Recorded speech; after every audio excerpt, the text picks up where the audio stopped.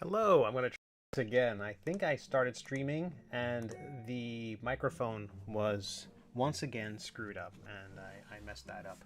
So I'm going to delete that other stream that started, and I'm also going to delete the work I've done so far because I want to start this fresh.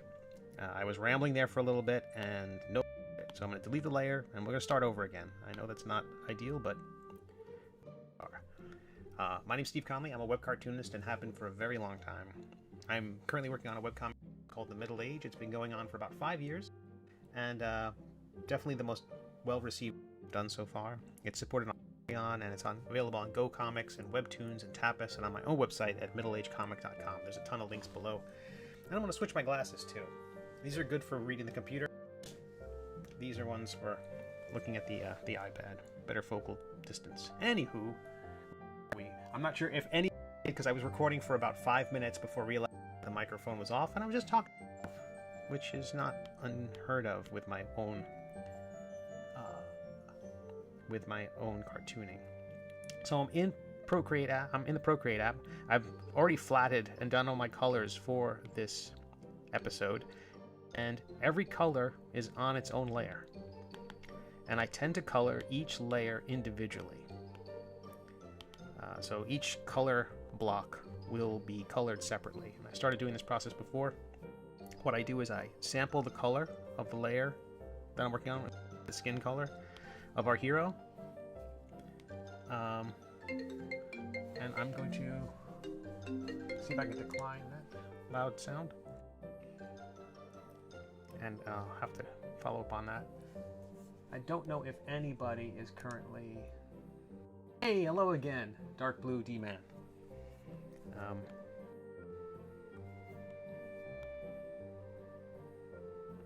And I'm starting this process again. I don't know if any... Hopefully people can hear me. It looks like everything's live now. This is my 4th time streaming, and each had a unique problem associated with it. Always my fault.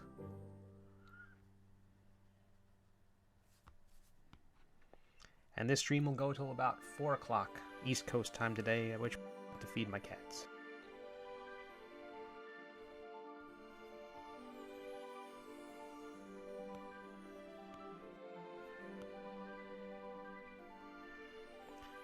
And currently, I am putting in the first pass of shadows on the character's face using a light watercolor brush, trying to create soft shapes. And if I can answer any questions, let me know. Normally I stream to Facebook, Twitch, and YouTube. Today, just to be... I feel like I was on Facebook a little too much. And I don't know if the Facebook environment is great for streaming these live videos. I don't want to do it so much. I don't think that's what the platform is designed for, live streams. So I'm just going to do that on Twitch and YouTube Live, which is definitely what they're there for. I feel like our hero's nose looks a little off. I might tweak the inks here. I'm definitely going to tweak the inks. So I'm going to go to the inks layer, switch my pen back to my normal brush, my drawing brush, darken the line a bit.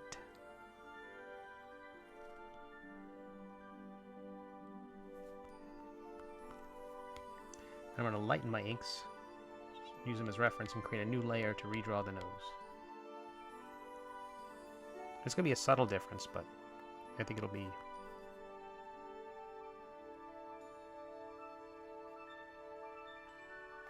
Like, his nose is supposed to be a bit more bulbous and not quite... Oh, I'm using the wrong brush for inking.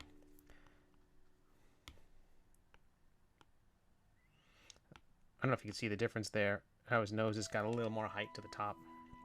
And so what I'll do is go to the previous ink layer, delete the old nose, erase it, put the new one in, soften that top line just a bit if I can. Not much there. Just a little. And then merge them together, close the inks up, and go right back to coloring. So I'll select the skin layer. By selecting the skin layer, it's the only part that can be drawn on. I'll show you what I mean. So I'm going to use a big watercolor brush of blue by selecting just the skin shape, by selecting just that flat layer of that's why I keep everything on separate layers, to make it easy to select them in one motion. My color process is laborious, but this helps. Hey, Mystic Animations. Oh, and you followed the channel. That's fantastic. Thank you so much. Hey, and the icon popped up. I'm surprised to see that. I don't know if it appeared also on the YouTube, but that's great.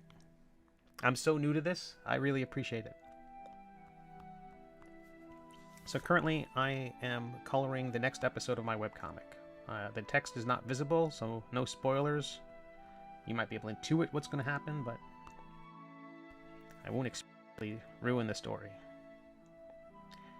This is episode 270 of The Middle Age, my web about a knight on the very cliche quest to rescue, and he has a magic sword, with the twists being that his sword is and his love is a dragon. It's been going on for about 5 years. It's full of silly jokes and surprises. It's a comedy. Kind of heartfelt comedy, I think. I write, draw it, color it, publish it, run the website, upload it to the Webtoons, the Tapas, and the GoComics. What I'm doing right now is, in my coloring process, I do my first pass of shadow. It's basically 2 passes of shadow. Then I'll add a little bit of red to rosy up the cheeks, the nose, the lips. And usually 2 passes of highlights. And then usually a very sharp rim lighting that makes things pop. Which I probably do too much. Probably to a cartoonish degree. But I really like the effect. And I've got a lot of kind support on Patreon for the webcomic. I haven't really talked about this stream yet. I kind of feel like I want to get all the technical kinks out of the way before I really start pushing it. So I really appreciate any feedback. Hopefully the background music's not too loud. And I keep making tweaks to the interface, like with the slideshow and little things like that. And I need to do more be right back type screens. I've got a couple of them, but I'm trying to create ones with countdowns because I find it a little obnoxious to rewatch a stream and I don't know how long they're going to be away. So I'm probably going to have a 3-minute and 5-minute right now, but I probably need a 10-minute for something a little more dramatic, like, I don't know, a phone call or cats fighting. I've got 2 cats, and if they start one is very nice, one is very sweet and very powerful, and the other one is not so powerful and way more aggressive and just asking to be murdered by the other cat.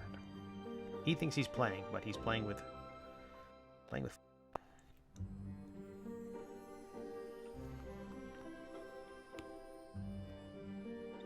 So I've got a soft brush that I'm coloring with, but this is a very sharp brush that I'm using right now to clean up the lip shape, to make that a harder.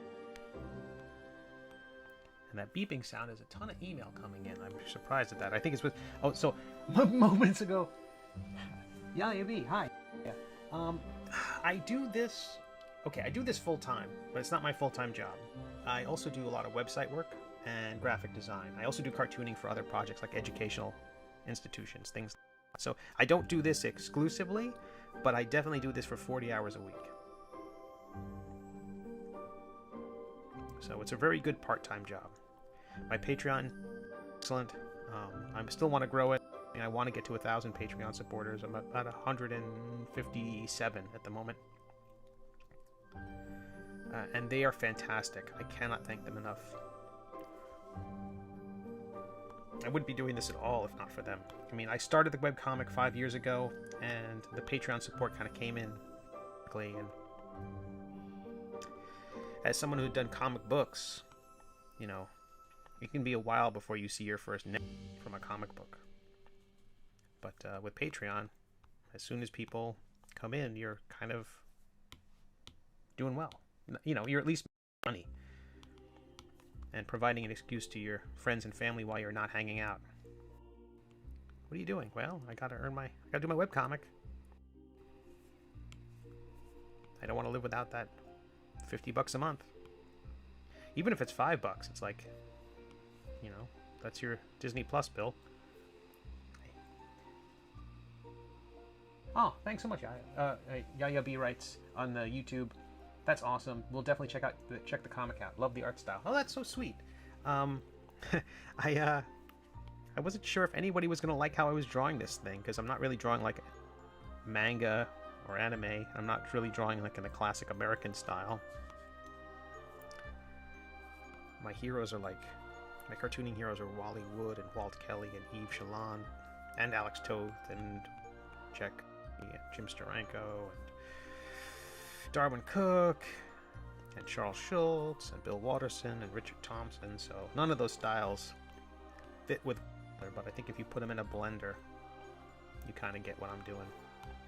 I think that's probably the best way. If you had to artificially create a style, like if you had to just say, I'm going to create a style that you pick two people is opposite and draw right in the middle of it. So if their line looks like this and the other person's line looks like that, draw in the middle. And if their shapes look like this, I bet that's kind of an easy way to concoct a style, because, you know,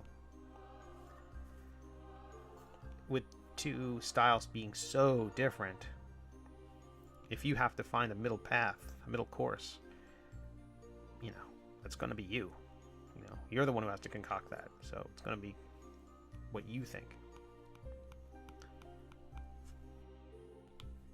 Someone asked me about finding your own style. I think it's mostly about what you draw when you don't think anybody's going to see it. The old example would be when you're on the phone and doodling. You know, whatever you're doodling, that's your style.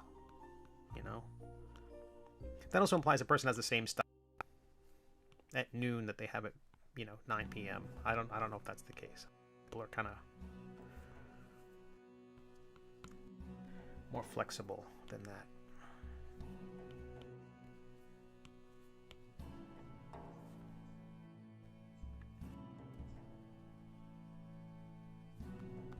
I don't want this to necessarily look like it's 3D. My goal has been that I want the coloring to kind of look like Aardman animation. So if you're familiar with Wallace and Gromit, the idea that what I love about them is that you can still see the fingerprints on the clay.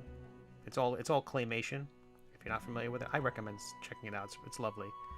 Beautiful work, lovingly done, excellent storytelling. But you can always see those thumbprints and fingerprints on the clay. And I think that adds so much. It doesn't ever pretend to not be clay, you know? I mean, it tricks you into thinking these characters are real, but it doesn't hide what it is. It's off. And I think that, you know, I don't think anybody reading my story ever doesn't think they're not looking at comics.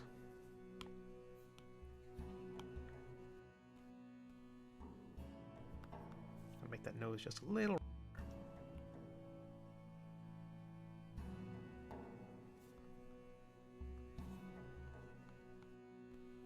But I would hate it if it were perfectly spherical. Like if it was a perfect circle, that would bother me. So I'm going to create one more multiply layer. And I recently redid all my color palette, kind of accidentally when Procreate updated. And I'm not thrilled with the base colors that they gave me, and I've tried to replace them. I'm going to go into hexadecimal because I'm a guy. I know hexadecimal. So red is FF. And then I'm going to do 4444. Lighter red. And see if I don't hate that. I probably should put more yellow in there. We'll see what happens. So on a multiply layer, I'm going to brush in some rosiness in the cheeks and the nose.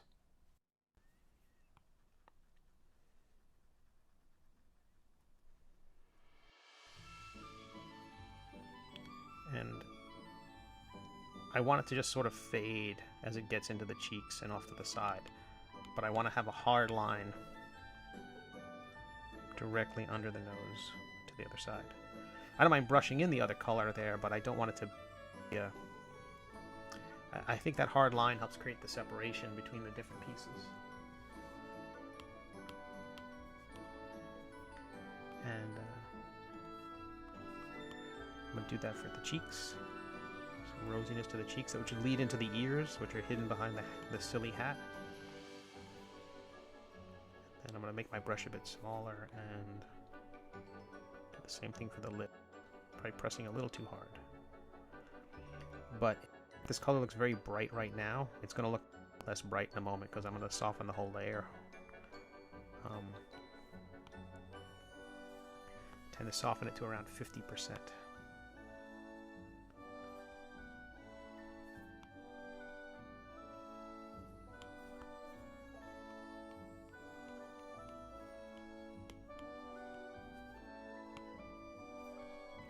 And I'm working on an iPad Pro. And the Pro, I know people swear by Clip Studio, other programs, but I've been using Procreate on this particular comic for 5 years. Hey, Manuel. Nice to see you on YouTube. So I'm coloring my comic right now. I'm coloring the hero's face and the skin. That's the only. Oh my goodness! Oh my goodness! I have made an error with my comic. Only when I said that did I realize what I've done, and it's a bigger problem than I thought. Our hero has lost his glove on his right hand, and I have drawn the glove on his right hand. And so I need to go back and redo that, and then recolor that bit. So that will be a challenge. That might change what I do. I'm gonna finish coloring the face, but this glove has got to go away, and it's got to become his hand, because he lost his glove as part of the story, and this hand here is going to lose its glove as well, which is a shame because I really like the folds on that glove. Oh well, that's fine. I'm a big fan of drawing things over again.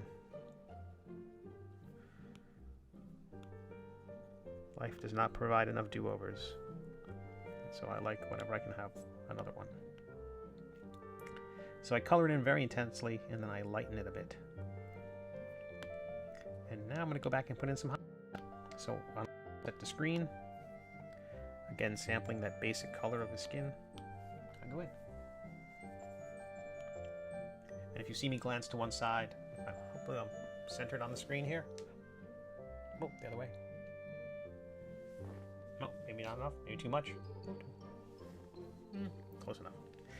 My first recording, I was definitely like this most of the time. Or I had the camera too low and you just saw the top of my head. I'm getting the hang of this, I think, maybe. So again, with a soft brush, I'm going to peel away color and highlight. My coloring has changed over the comic because I've been figuring things out, and then, or something just starts to look nice, I'm like, oh, I like that effect, and then suddenly every episode going forward has that. So crazy evolution of the art style of this comic. Not intentional, but there we are.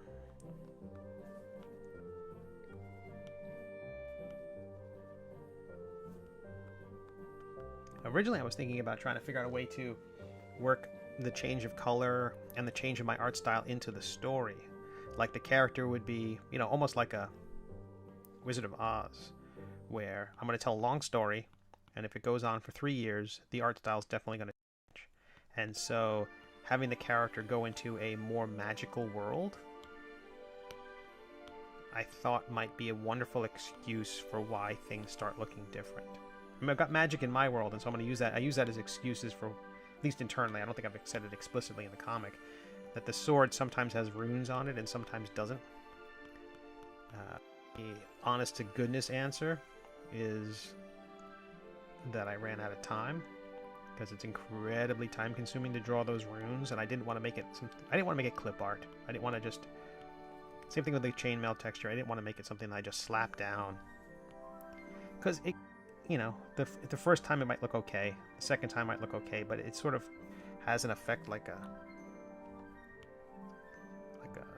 photocopy of a photocopy of a fax, and it starts to degrade over time.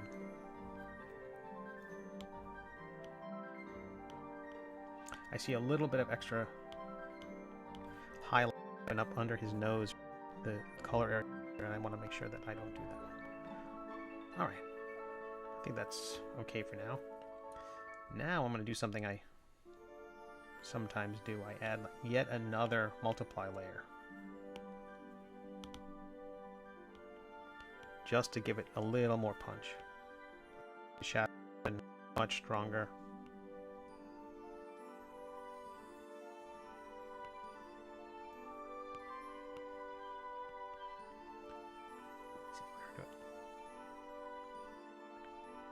And this is a new channel. Forgive me if the audio's messed up. Hopefully, it looks like I'm recording. It looks like my microphone's live and background music isn't too obnoxious. Yeah, that's pretty good. That's got some weight to it.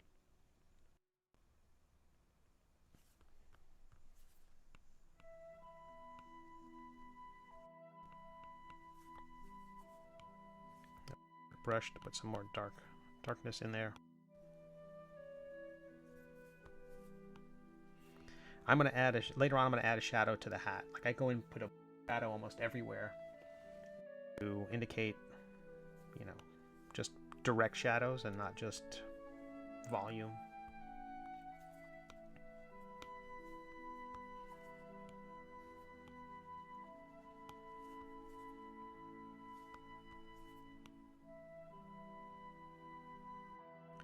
But I recently passed 1,000 subscribers on the YouTubes. And so, from my webcomic shop talk videos, and so I'm going to do a Q&A. Basically, it will be a live stream that I will plan ahead and announce. I've got one more video that I'm going to be doing, which is going to be a an update, a 2021 to 2022 update of my very first video, which was talking about how to increase our readership on Webtoons.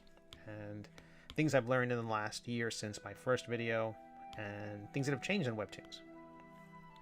And I spoke about it very much from the point of view of a person who has, you know, like 10 subscribers on Webtoons, and how to build that up, and tips that I did to build up my audience. But once you get above a certain threshold, there are more tips to think about. I'll talk about those a little bit.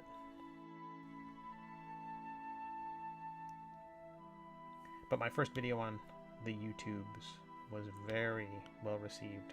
20,000 views or something like that. I didn't realize there was that much of an audience for talking about webcomics. I'm putting in just a little bit of highlight underneath the lids, the eyes a little bit. And I do something every once in a while. Just a little bit of... I mean, yeah, it's all nice and smooth, but skin isn't like that. Skin's got texture and weirdness, and it's one of the things I just like it, and so I go in there, and I did it once, I liked it, and I'm gonna keep doing it. I don't always have time for it, but this comic is already late, and I hate that it's late, but if it's gonna be late, it's gonna be awesome, or as awesome as I can manage. Now, one of those eyes is a little too large, so I'm gonna go back and add that. Usually I put a top line, kind of a darker tone, but I don't want to put that in until I get the eye shape right. Shaving away some of that. Okay, and we're back. Go back to the skin layer. Grab a dark color.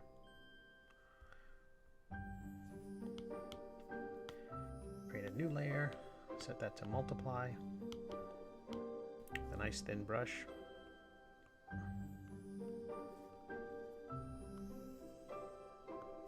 Just a little to help the eye, you know,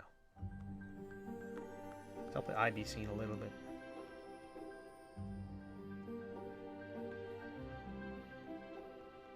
That character thinks he's saying something crafty here, so I want to accentuate that squintiness, that kind of... He thinks he's being crafty. Which means it works for me. And now I'm going through and putting in that final touch, which is the... there's always more touches, but little highlight.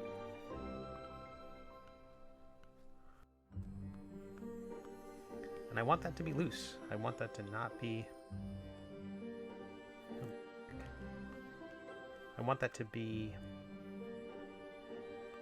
really just the texture of the brush. Again, our skin tends to break things up in an interesting way, and I want to carry that through. I'm going to clean that up just a little touch. I think that looks good. I don't hate it, which is my goal. I just want to get through a drawing, not hate it. A little too big.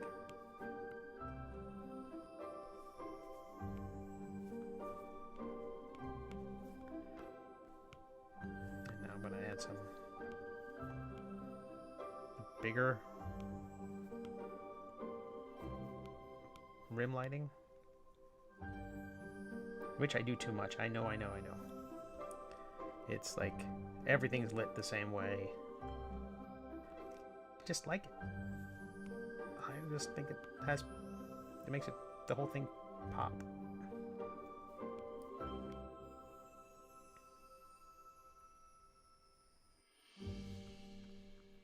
And normally I would say, haha, and now I'm done. I've colored the hands. I'm sorry, I've colored the skin. But because I have to draw that our hero's glove properly, I'm also going to take away some of that darker brown muddiness I've added to that shadow. A little too much. A little too much.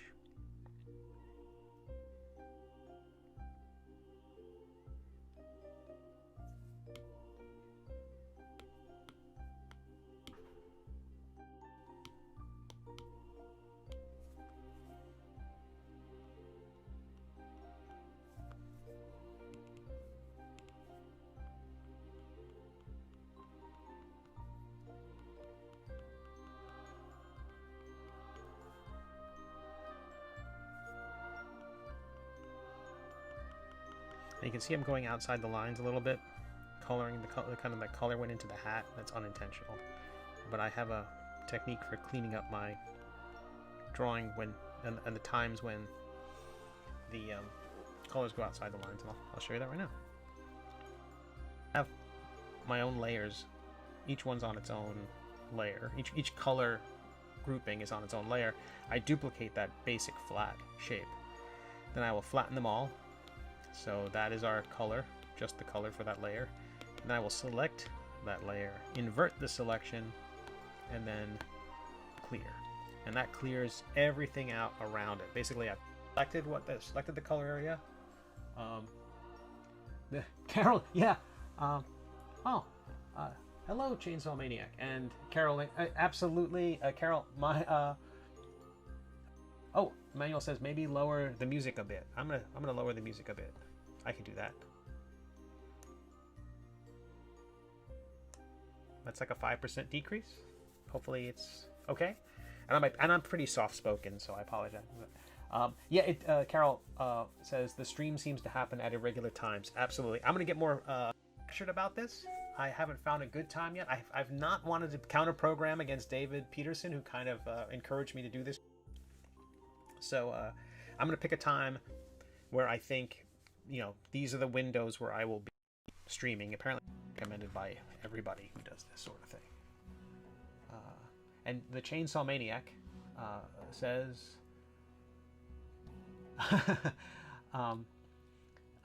Chainsaw Maniac says, wow, your art style is really detailed. Thanks so much. It might be too much, so... I think my readers would absolutely prefer if my comics came out more often. And I would prefer if they came out more often, but I've kind of... So, okay, so that's the skin. And now I have to figure out this issue with the extra gloves. Oh, so by the way, I have characters organized in various layers. So, like, the leaves that you see here are on a layer above the inks and the colors, so that when they're all done, I'll be able to put a little bit of softness between those layers, so everything will feel, hopefully, that it's three-dimensional, but there's some depth. And then this character, Bob, he is in panel 2. He's on his own layer and put a glow or a fade or a fog, a mist between our hero and Bob. So that'll help, given that the figures overlap, that I can put a little more distance in there. One thing I've noticed is that I'm going to select the leaves. There's a bit of a tangent going on, and I'm going to lower the leaves just a bit to get that tangent. And then I see a little bit of the leaves poking out of the panel 5. The tangent was happening, select a brush, where that leaf was butting up against, I should make it completely opaque, that leaf was butting up against that line of the cape. And so, unintended, I want to get rid of that. Alright, let's fix the hands. How do I do that? I'm going to hide Bob, I'm going to hide the silhouettes, hide the colors. I'll soften the inks. And on a layer down here, below my...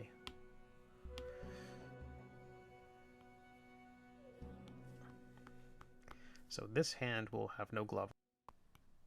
So, just that. And really won't require many changes except the fingernail.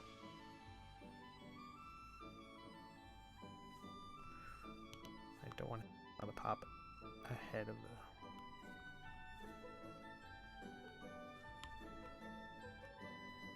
Wrong.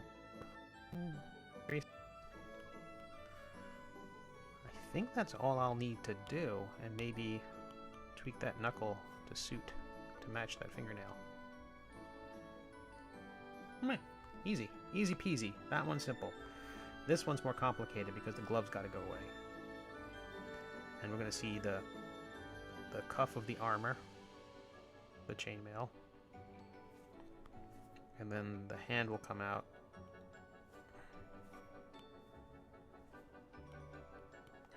And that won't need to change all that much either. But I need to fix that now.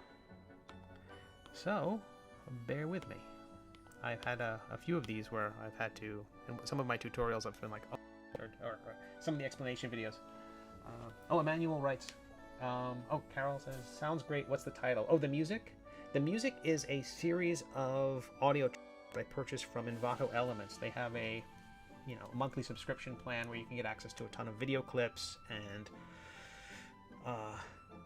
WordPress plugins and stock photography and things like that. And all these music tracks are by, I wrote their name down.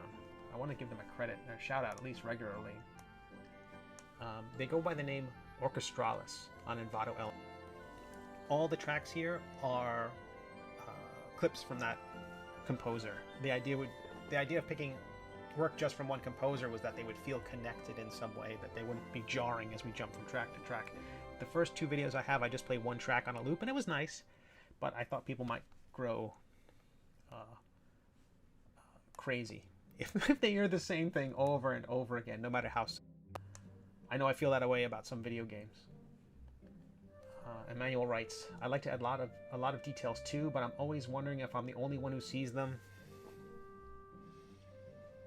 I don't know. It's a great question. It's a great question.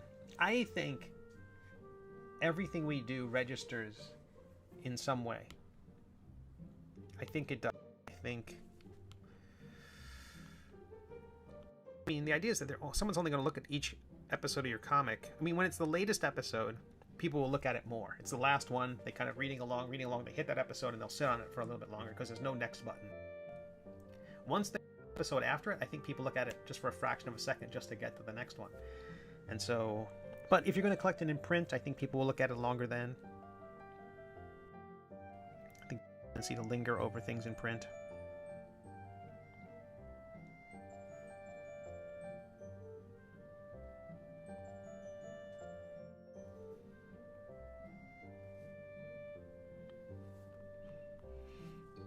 And yes, I know skin doesn't fold the way a glove would fold. That's kind of an error. I'll fix that. I'm awful.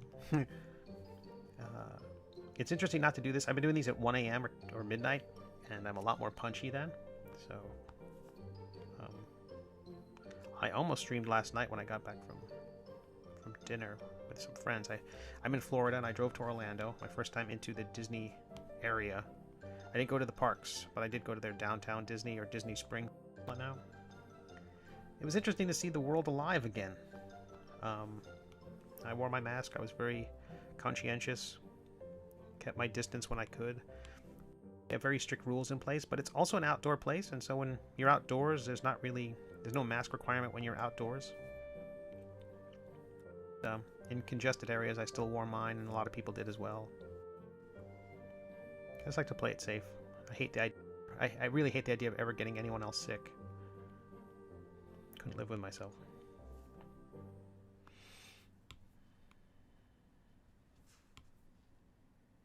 Especially kids.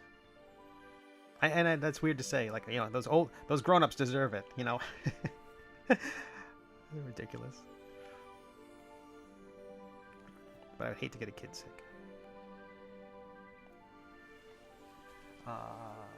The Chainsaw Maniac. I like Smash. Oh, wait. Are you referring to me or... I'm now kibitzing among people chatting amongst themselves, which is fantastic. Okay. In a cowardly fashion, I'm going to duplicate my own ink so that if I mess up, I still have them and I can restore the work. I do that all the time. If anyone stuck around for the drawing portion of this, I regularly duplicate my layers so that I can have a backup while I'm working.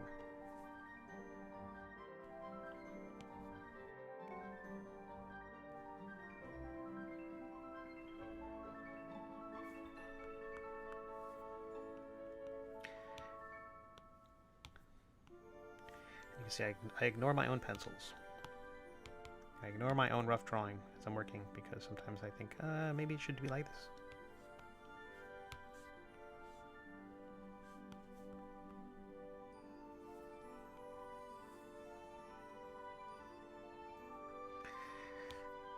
Not a fan of that. I'm also thinking about, as I light this later on, I know where the light source is. And I think it's more important that I have those ridges from the knuckles on the shadow side and not on the bright side.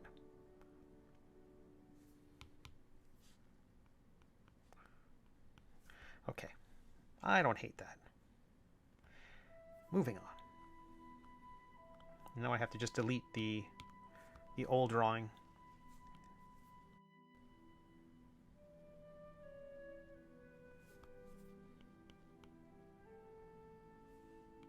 And then I've got to go back in and fix all the color, the flats that I had done previously. I do most of my color flatting, no, most of it. Yeah, almost all of it I do in Photoshop on my desktop computer.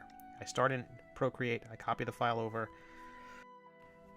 and then I color flat it in Photoshop and then bring the file back into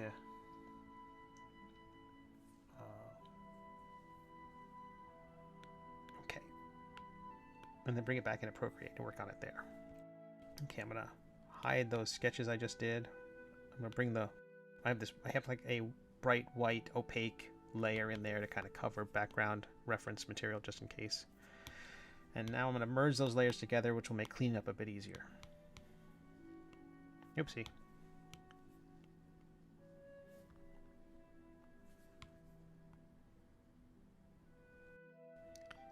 In comics, there's a tendency for the shadow side of an object to have a thicker line.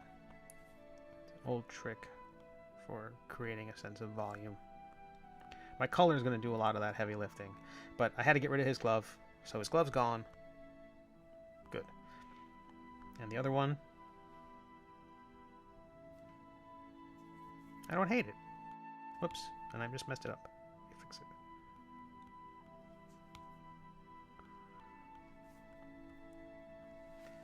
There we go. Now gotta fix the colors.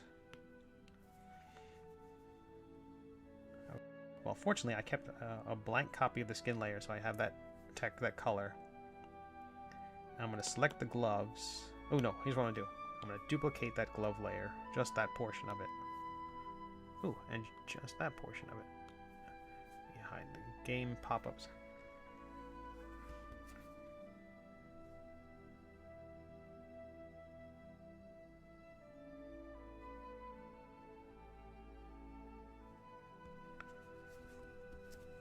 Had to remind myself what I was doing.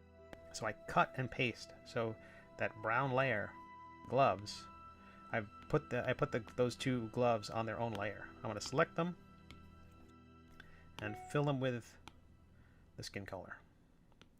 His skin color. Okay, and we're getting there. I'm going to delete the nice thin, sharp brush.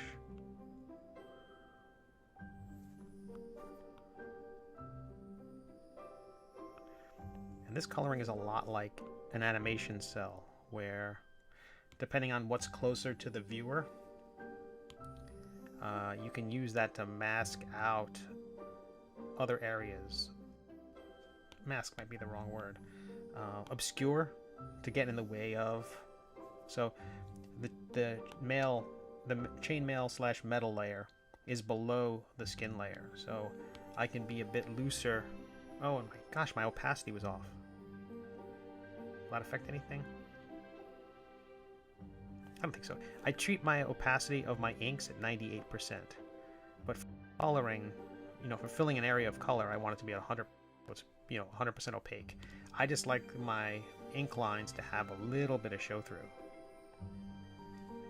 And the pen line that seems to, if I do 100% of a pen line, it just acts weird. I just don't like it as much. Okay, so what's next on the list? Capes. So I'm going to fill in that cape hole. And that was the shirt. Select the color by pressing and holding. And then fill that in. And it can be a little bit sloppy under there because it can. And I'm going to go back and just tweak that one little extra bit. I thought that was peeking through. Maybe that's just a holdover from the inks. It is.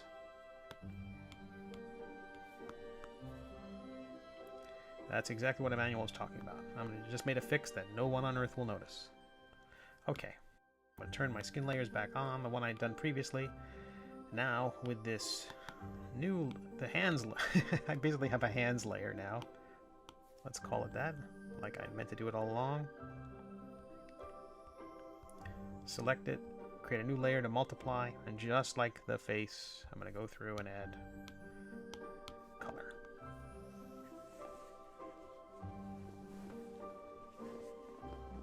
Oh, yeah, I make all my comics. The Chainsaw Maniac's asking, what software do you make your comics? And it's all Procreate, by and large, and then Photoshop. I will do some post-production. Post-production? That doesn't make any sense. It's all production. I'll do some additional work in Photoshop. Like the hero has across their tabard, they have a logo, a crest, which you can actually see in that image right there. It's kind of the sword with the white line sword, and I add that in Photoshop at the end, along with the lettering.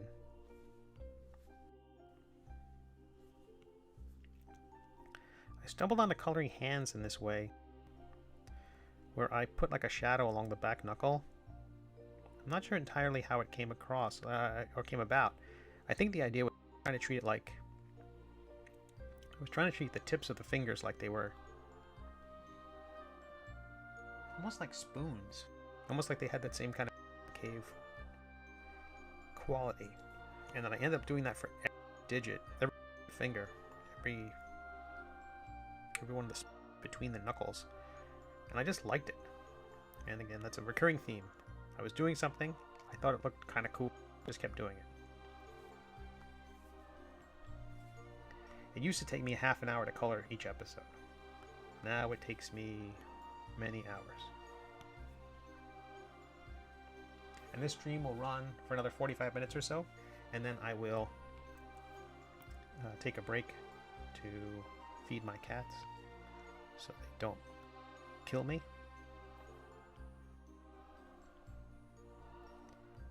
And I will come back later on to do probably more coloring, maybe more chainmail.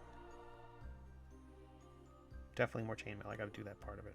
If you've seen my comic at all, the hero wears a chainmail collar,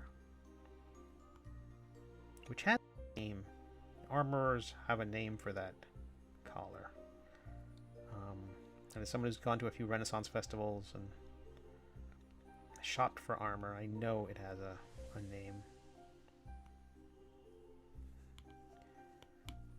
But he's got a collar, and then his sleeves and legs are covered with this mail metal, like a chain scale mail kind of thing. And I don't make it look like chainmail. I don't make it look like scale mail. It looks like something else.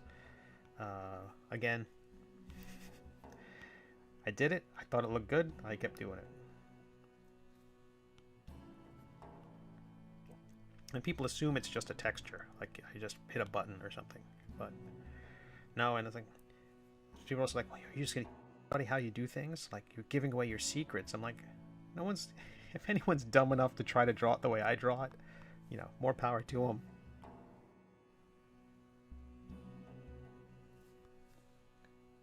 Oh yeah, Clip Studio Pro, Emmanuel's saying, is really good for comics. They swear by it. Yeah, that's great. And I like Smiles writes, I used to use MediaBang, but I recently started drawing with Clip Studio Pro.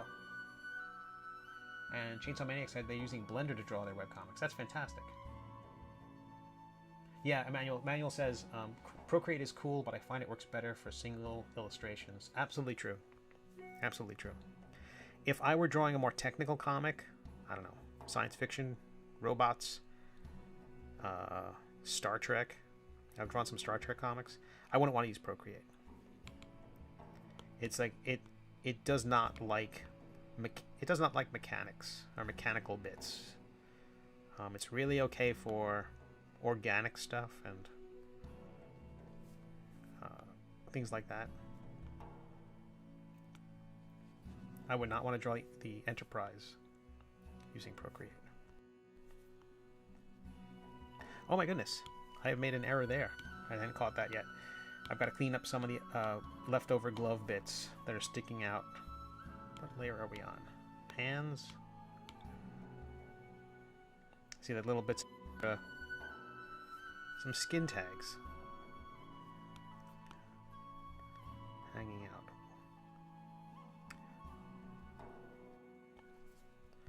Reselect the skin color.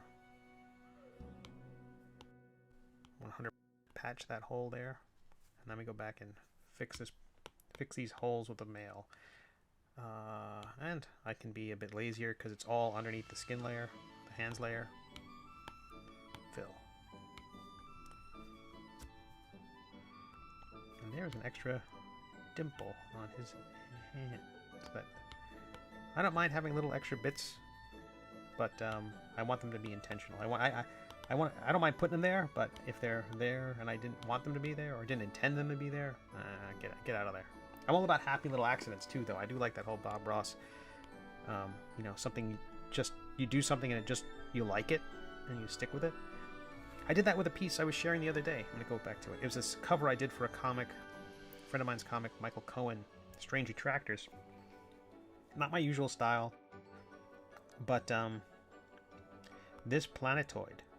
I just started drawing those canals on the planet, and then I started filling the area between the canals with black and started to make them glow with a little bit of kind of splatter, kind of glowing, kind of coming out of them. And then next thing you know, it kind of looks like they're these concave cavities, like honeycomb. And I just liked it so much, I just kept doing it. And happy accident. That's a science fiction piece. They'll be coloring the piece, not me.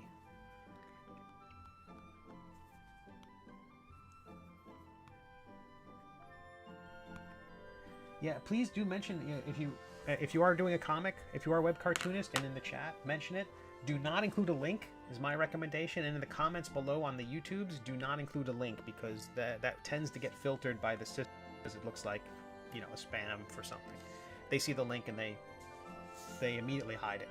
So mention the title and available on WEBTOONs or Tapas or on your website. And if you're going to mention your website, just say, you know, name of the website and then dash and write the word dot.com. People can figure it out. Oh, and change. Maniac is asking the exact same question. So yeah, please share your comics. Yeah, that's fantastic. There's so many great comics. Oh, I lost my selection there, so I'm gonna select it again and keep at it.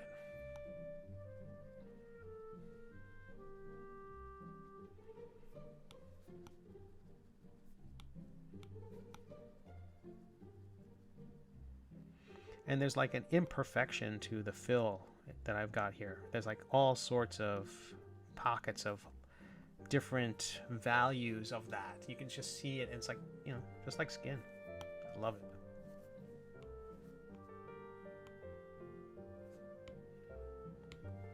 Create a new layer, just like we did with the face, for another layer of multiply, so I can add more shadow and increase the contrast a bit.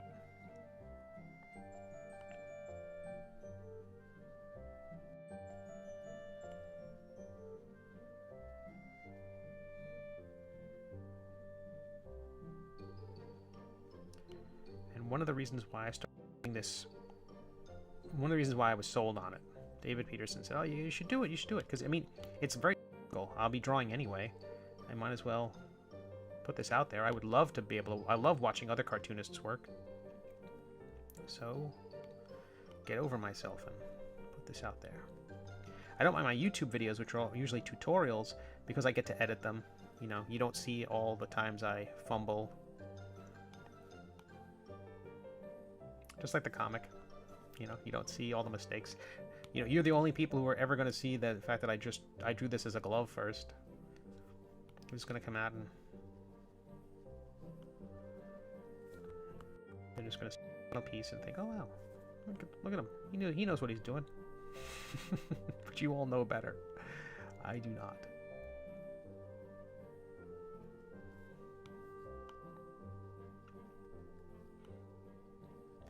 First webcomic came out in 1998. It was called Astounding Space Thrills. It was very cheesy science fiction. It was to science fiction what this is to fantasy. It's kind of goofy. It doesn't take the genre very seriously. I mean, it treats the genre as just, you know, a set of expectations and kind of the basic world we're in, where I have wizards and elves that had rocket ships and ray guns. It wasn't taking itself tremendously seriously. Going to put a little bit of shadow at the end of that, just the tip of the finger. That way when I put the highlight in there, it's going to feel like it's got kind of a real, hopefully a real swoop to it.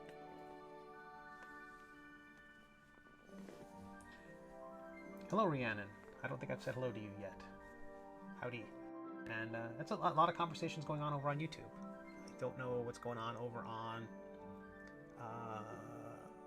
the Twitch. I haven't really promoted this to my mailing list. I'm hoping as I get these technical bugs worked out, it'll get better. Like the first thing I started sharing today, the first video, I was talking for about 5 minutes and I hadn't turned my microphone on. There's a red light and everything, and there's a bar right there on the screen, and if its microphone's turned off, the bar does nothing. It's just this dead bar, but that didn't stop me. It barely slowed me down. I just went right into it. Everything else seemed to be lit up. It looked great. And then I just talk to myself.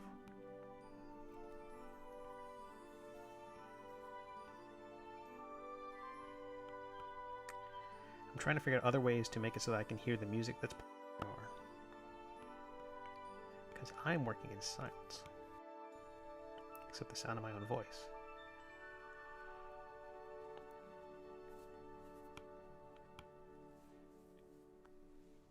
But baby steps. I'll figure this out.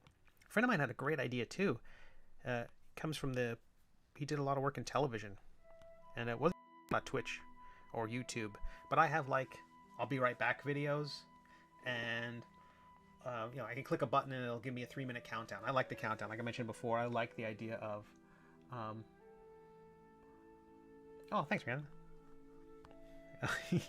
He was meant to be very devious right now. Now, if anyone's reading the story, they know at this point in the story, the sword has got control over Quim's body, that he's not really in charge. But I haven't said in the comic whether or not that control is absolute, and how much of it is just the power of suggestion. The idea was the wizard Melvin, who, again, we can see in this the clip below me at the moment. The wizard Melvin cast a spell or suggestion into Quimp that put the sword in charge. So I don't know why the sword would hold his hand to his face, but I think it's just kind of hinting at Quimp has got more control than he thinks, and I'm going to say that it has more to do with suggestion. I'm also a big fan of people having bodily autonomy, so evil magic aside and that sort of thing, I'm going to say that Quimp hasn't truly lost control. Like if the sword wouldn't make him couldn't make him do something he would be morally opposed to. It might make him do something he's afraid of, but I don't think it would force him to compromise himself. That's way more thought that should go into a very silly comic, but that's the nonsense we think about when we're working on our story.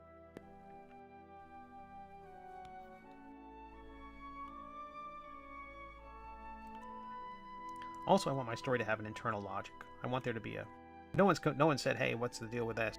Deal with that." I also have the sword. When the sword's in charge, he has a much more heroic. His body language is more heroic, more confident, because Quimp is not a confident person. A lot of the drawings of him he's very hesitant and very, his knees are together, like some said, look like he has to go to the bathroom. But it's just kind of a just general apprehension, a lack of confidence. Now I'm going to go back and add another highlight just for the nail, just to indicate that the nail is a different texture than the skin. And again, this stuff doesn't have to be perfect. It's just, I'm not trying to be Pixar here. I'm just trying to get it in because again, skin is weather beaten and scarred, and no spoilers, but if you've read the story, he's dead. Our hero is deceased.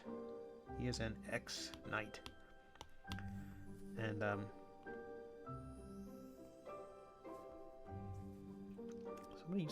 I'm gonna cheat here. Blur. Now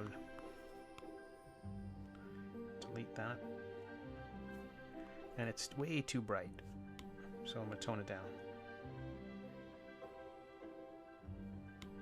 And no one on Earth will notice that. And now I'm going to cheat and put a big fat brush, splash a highlight, and then delete that.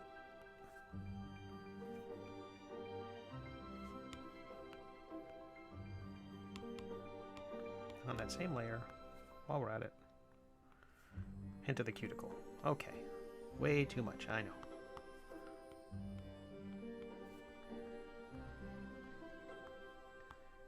Maybe one more set of highlights.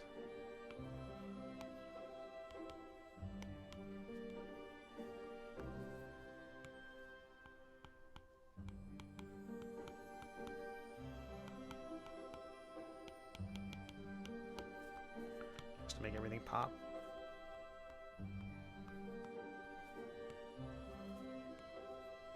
Where are we? The sword taking control of the Quimp just now. I thought that would have happened sooner. It actually happens very on in the story, like around episode 16 or 17, knocked out, and the sword takes over, and that's where we.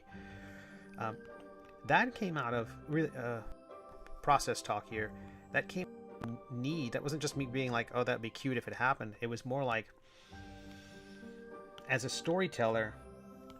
As someone who's doing a webcomic, and I knew that it was going to be a slow webcomic because I'm a slow cartoonist, and I also didn't know whether or not people would like this story at all. So if I do an episode a week or 2 episodes a month, that might be a lot. And I wanted to make sure. Okay, the comic before this I did was called Bloop. It's about a little space monkey, and for the first 10 or so episodes, the space monkey is walking through this forest. And it's all very green and lush, and he's looking for the perfect tree. and he finds it. Aha!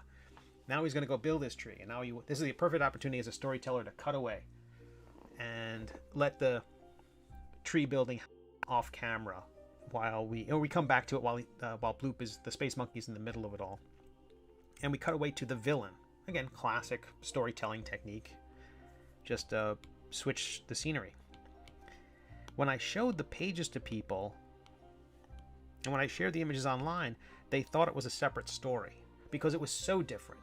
Because we went from this beautiful green forest and this cute little space monkey to this cold spaceship. Now, the contrast was intentional. The idea was going to be, you've got the soft, organic forest, and then the cold, dank, mechanical spaceship, a happy monkey, and a sourpuss business guy who's going to be the villain of the story. And the contrast was too great, and people thought, am I watching a different story? And that put in my head the idea that when someone looks at a comic, and it reminded me when I was a kid, I would read the Spider-Man comic strip.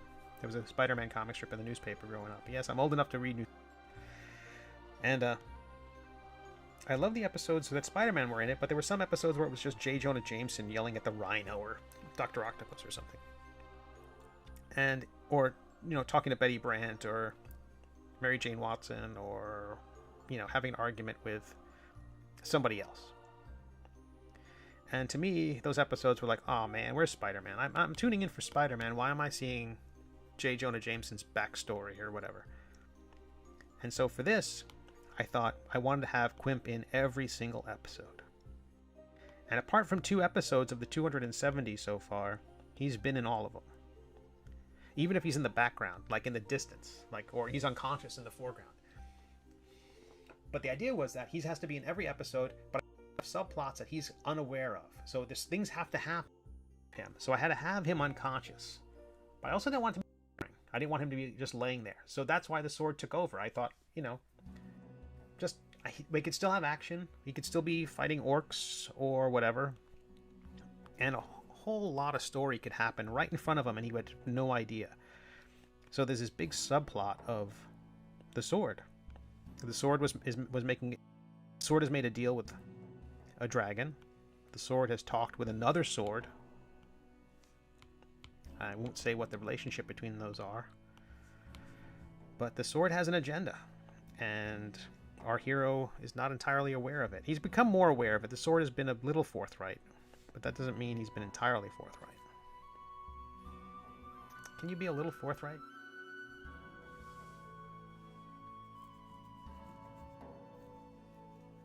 And Rhiannon writes, I'm quite a fast seller, but I have a vast world, so I have to pack a lot in a small frame. That's great, though. Readers love that. Readers love that. Slow storytelling sounds nice. Yeah, I mean, I reveal the plot slowly, but I try to pack a lot into every episode. There's an old pulp fiction writing, not the movie Pulp Fiction, but the old pulp writers had a rule where a new idea on every page. And that can seem like a tall order, but my science fiction writing, I would do that all the time. I think that's generally a good rule. Keep things exciting. When Mickey Spillane had a line about, I think it was Mickey Spillane, hope I got that right, had a line about, if things slow down, have someone walk into the room with a gun. Like, they keep things moving, and at the same time always introducing new ideas, even if they're silly ideas. Like in the latest episode, I make the reference, so the hero's unconscious. I knew that the character had to travel from one point to another. I also had to give the story enough time to let some other things happen. Again, I didn't want to put that in front of the reader and just have them bickering. There's some sightseeing that happens. But at some point, the hero's so tired he just passes out, and the sword, on autopilot, just drives him to the next location, then wakes him up when something big is happening. And he's suddenly wearing this hat, and his glove is missing, and his clothes are torn. And the sword kind of hints at some of the adventures that happened while our hero was unconscious. And then you can drop in things like dumb jokes like that they fought up behind her, which would, is kind of a silly riff on a beholder. The word behind her made me laugh. I laugh easily. Okay, one last thing I'm going to do on this hand. I think it'll be done. I'm going to put a highlight on that back of that thumb to make it pop compared to the face.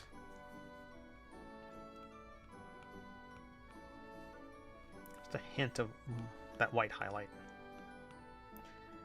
That white highlight does a lot of work in this comic. Okay, do what I did before. I'm going to duplicate the hand layer just to have it as a back, clean up any excess that may have appeared on top. Select the hand. Oh, I'm going to undo that. I'm going to undo that thought. I'm going to add blue shadows later on, but I don't want them to be necessarily on top of the white highlight, that white rim lighting. So I'm going to leave the white as its own separate layer, then select and invert the hand, and then clear to clean up any extra. Looks like it's clean. Looks like it's clean. And there we are. About an hour, and the face and hands are done. The face and hands are the most bits for me.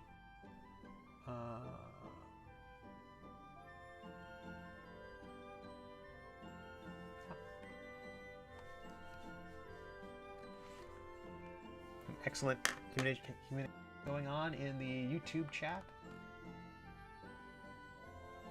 Oh, I'm gonna have to go up on those chats in a moment.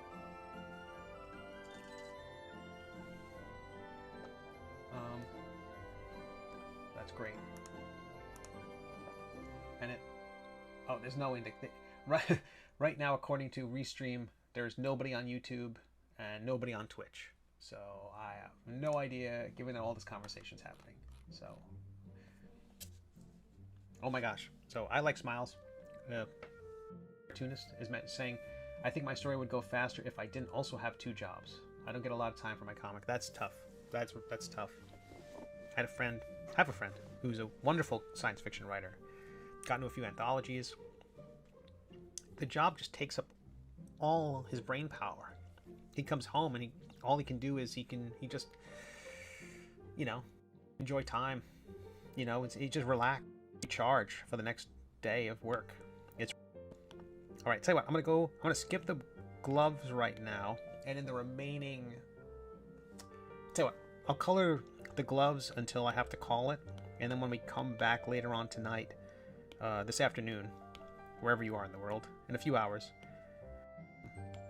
maybe in about an hour, let's say around 5 o'clock East Coast time, I'll be back, and I'll start with the chainmail, and you all can suffer through and see what's involved in adding a chainmail texture to everything. Let me show you a preview of what that looks like. You currently see our hero's chainmail there. His metal armor has got nothing on it that's metallic. Here we are. That is the texture I'll be drawing. And so if you feel like it, starting at 5, I will be doing that bit of the comic. But until then, I'm going to finish. Let's see if I can finish the gloves before my cats break down the door and demand I feed them. Selecting the gloves and boots layer, setting the layer above it to multiply, selecting the color brown, the color of the gloves. I'm going to, again, the process is exactly what I did with the skin. A layer of shadow, another layer of shadow. Actually, no, I think the gloves only have 1 layer of shadow. Such a dark color to begin with. It's such a rich color that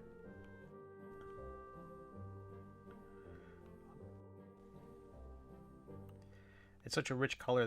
2 layers of darkness, it starts to get way too heavy.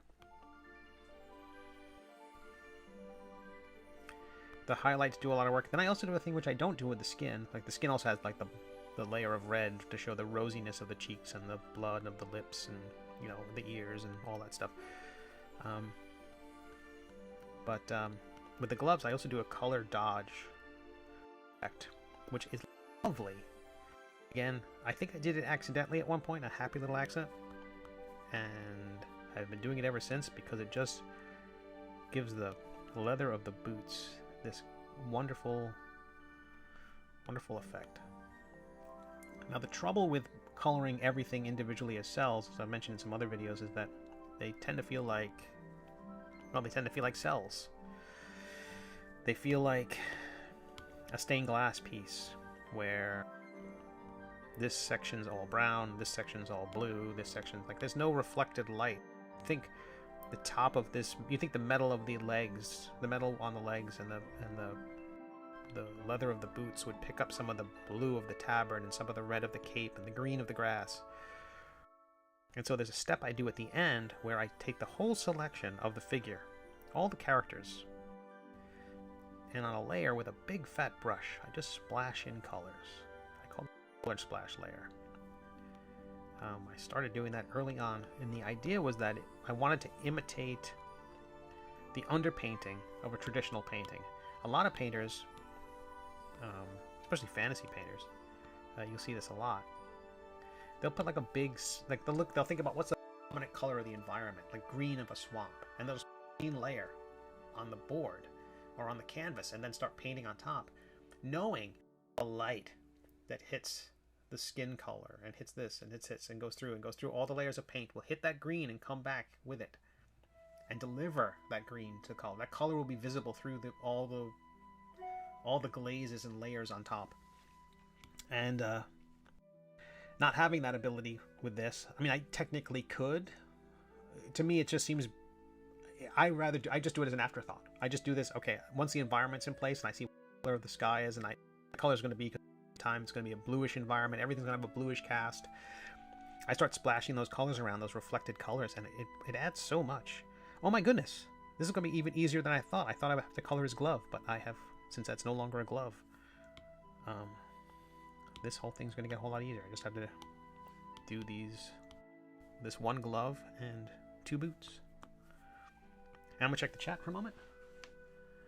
Oh yeah, talking about the working all those jobs. And then Emmanuel says, I add an overlay on top of the environment's color. Perfect. Yeah, doing exactly the same thing. Yeah, I love that. I think it's so great. I kind of thought about it also in terms of the way I'm drawing the story is that each environment has its own color, and that's kind of like a World of Warcraft thing. You would go from Ashenvale to Stoneland Mountains. I think they were adjacent. And it would go from rich greens to like a deep brown color. Emmanuel writes, the gradient on top and darker at the bottom adds a lot. Oh, it's nice.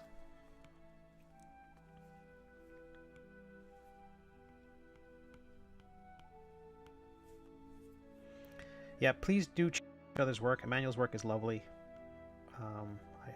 It's really lovely.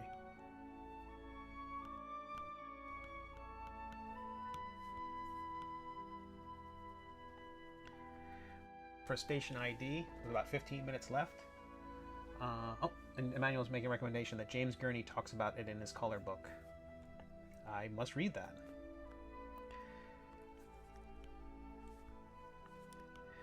My name is Steve Conley.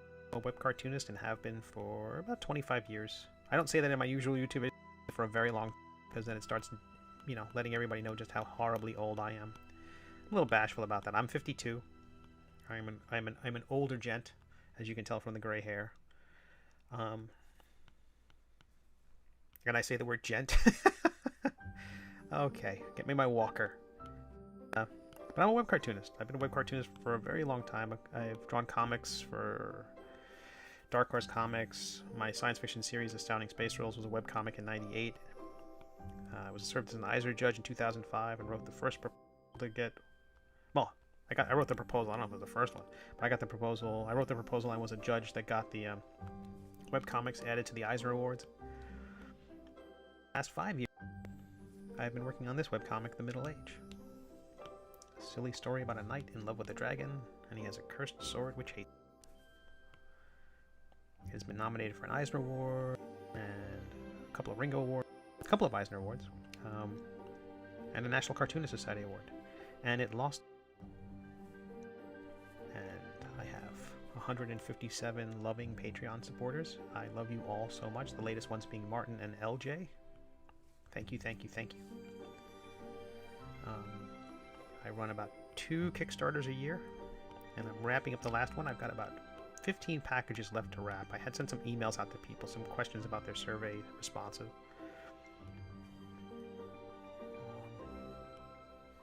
And yeah, so I'm doing all right. I'm very happy with the love that crowdfunding is a thing. It wasn't when I started. It is game changing. If you're going to start a webcomic, I can't recommend enough that you have a Patreon from the get-go. And yeah, my YouTube channel is youtube.com/SteveConleyArt. I comic shop talk playlist, and I'm going to be doing another video of that pretty soon. And after that, since I've reached 1,000 subscribers on the YouTubes, I will be doing like a Q&A. And there have been so many questions about the other videos I've posted, that'll be easy enough for me to do. Tales from the Interface is the name of Emmanuel's comic, and has the URL in the chat. Now, one of the troubling bits about these YouTube videos is the YouTube live videos is that the chat is not apparent to me. I don't know what happens to it sometimes. I've enabled it. The chat is supposed to be there. I don't know if it's because I'm using Restream. I'm not doing it right. But all this conversation is happening on YouTube. It's just hard for me to see it when it's all over. So here I'm using I've got this layer called color, set to color dodge, and I'm using that exact same brown. So I'm taking the color that's there in the glove, and I'm kind of peeling away that color, revealing what's left. And it comes out as this rich, orangey, golden color. I love it so much. And then his gloves have been through hell, so I generally go with a multiply level layer and a thin pen line and put some scrapes and scratches through it. You know, no one's going to confuse this for reality, but a couple of nice things like that add a bit. Again, will anyone notice? I don't know. And the last thing I do is, as usual, a way too bright amount of rim lighting.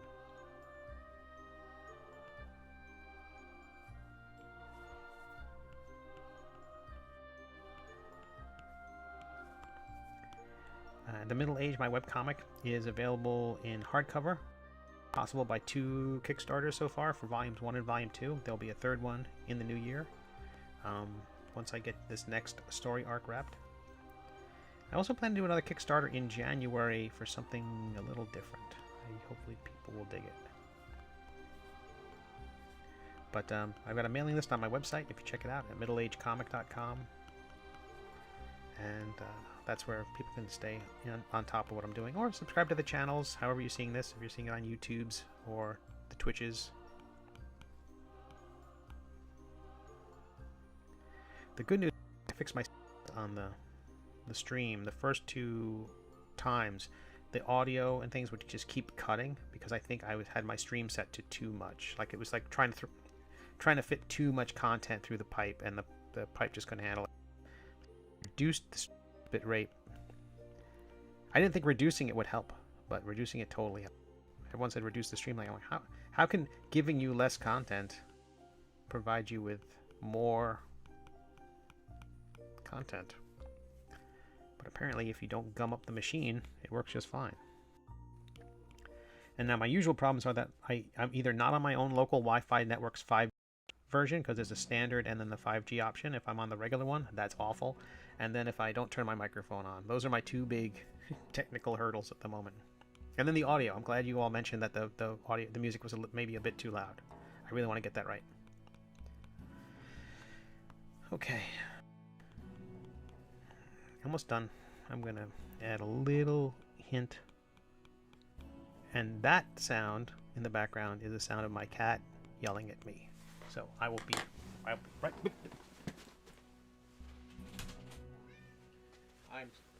Like I told you, at 4 o'clock, there would be I would get the call from the cat, from my creative consultant. Come on, come up here. You want to see everybody, come on. This is my creative consultant. He's the best. He's also very hungry. Say hello to everybody.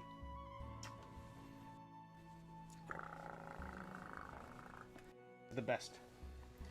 All right, I'll feed you. So it's not me, folks. It's all his fault. He tells better time than any timepiece I've ever had. It is always dinner time.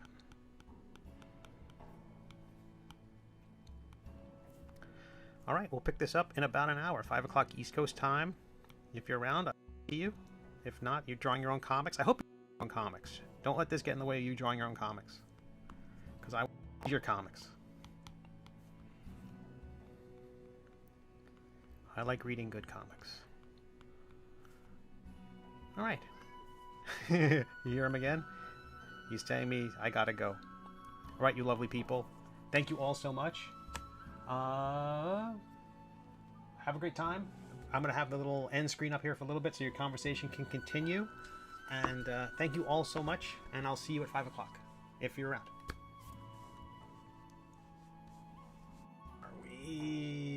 There we go.